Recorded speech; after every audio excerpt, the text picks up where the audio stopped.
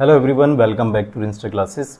आज के सेशन में हम लोग डिस्कस करेंगे फ्लूइड मैकेनिक्स के वो क्वेश्चन जो कि स्टूडेंट्स की तरफ से डाउट आए। तो देखते हैं ज़रा। पहला क्वेश्चन है, the apparent viscosity of the fluid is given by mu is equal to 0.03 du/dy raised to the power 0.25। The fluid is, आपको बताना है कि फ्लूइड कौन सा है, थिक्सोट्रॉपिक है या फिर रियोफैक्टिक है या फिर डायलेटिंग फ्लूइड है या स्यूडोप्लास्टिक फ्लूइड है। आपको फ्लूइड का टाइप जो है यहाँ पर निकालना है। क्वेश्चन के अंदर ध्यान रखें कि आपको विस्कोसिटी दिया हुआ है, आपको शेयर स्ट्रेस नहीं दिया। तो शेयर स्ट्रेस की जो जनरल इक्वेशन है वो आप लोग जानते हैं कि tau is equal to mu du/dy raised to the power n plus some constant होता है। ठीक है, तो यहाँ पर यदि आप इस जनरल पावर रूल को यदि आप यूज़ करते हैं तो टाउ की जो इक्वेशन है वो सभी लोगों को पता है। अब इस इक्वेशन को अगर पिछले एक्सप्रेशन के साथ यदि कंपेयर करवाए तो वहाँ पर लिखा हुआ था something multiplied by du/dy raised to the power 0.25 या जो भी आपको दिया गया था। तो इसमें हम कंपैरिजन करवाएंगे। तो du/dy की जो पावर थी, ठीक है, उसके अलावा जो विस्कोसिटी जो आपको दिया गया था, जो आपके पास में ये वाली टर्म है, ठीक है, a multiplied by du/dy raised to the power n-1, ये आपको क्वेश्चन के अंदर मेंशन किया हुआ है। ठीक है, तो कंपैरिजन करवाएंगे। जो वैल्यू आपको दे रखी थी वो दी थी 0.03 du/dy raised to the power 0.25, इसी को विस्कोसिटी कहते हैं। ठीक है, तो एक्सप्रेशन जो आपका बना था कंपैरिजन से, उससे यदि आप a निकालेंगे तो वो 0.03 आ रहा है और n-1 जो पावर में था वो 0.25 के बराबर है। इसका मतलब n की वैल्यू 1.25 है। अब ग्रेटर देन n यदि ग्रेटर देन 1 यदि n होता है तो उसका मतलब ये होता है कि जैसे जैसे du/dy बढ़ेगा वैसे वैसे शेयर स्ट्रेस काफ़ी तेज़ी से बढ़ेगी। ठीक है, तो ये जो प्रॉपर्टी होती है ये डायलेटेंट फ्लूइड की होती है। आपने क्लासेस के अंदर भी देखा था, मैंने आपको बताया था TIRPND, तो आप इस तरीके से ध्यान रखें। तो जो डायलेटेंट फ्लूइड होता है उसका यदि आप ग्राफ देखोगे शेयर स्ट्रेस का शेयर स्ट्रेन के साथ, यानी कि रेट ऑफ शेयर स्ट्रेन के साथ, तो वो कुछ इस तरीके से आपको नजर आएगा।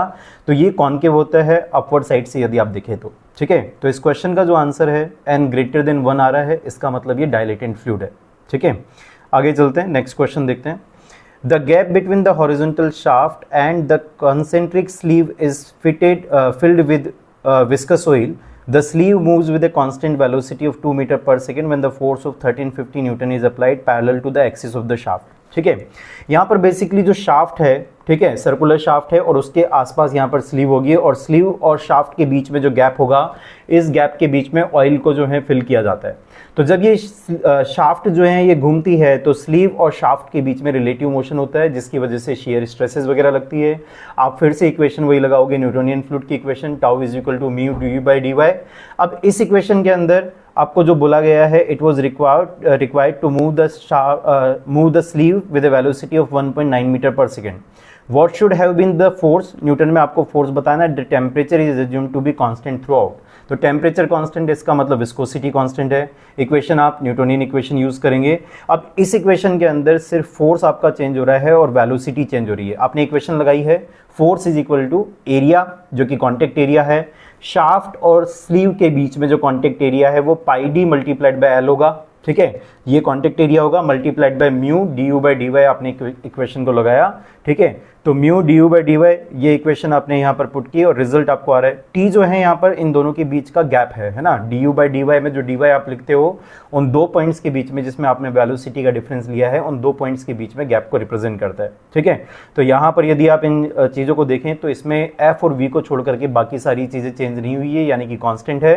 तो बेसिकली f/v का जो रेशो आएगा वो कॉन्स्टेंट होगा। f1 divide by v1 is equal to f2 divide by v2 कर देंगे आप, तो यहाँ से आपको आंसर मिल जाएगा 1282.5 न्यूटन। ठीक है, तो ये भी न्यूटनियन इक्वेशन पर बेस्ड एक ऐसा क्वेश्चन था जो कि एग्जाम्स के अंदर कॉमनली दिख जाता है किसी भी एग्जाम के अंदर। ठीक है, आगे चलते हैं। तो आज के लिए इतना ही करते हैं। Thank you so much for watching.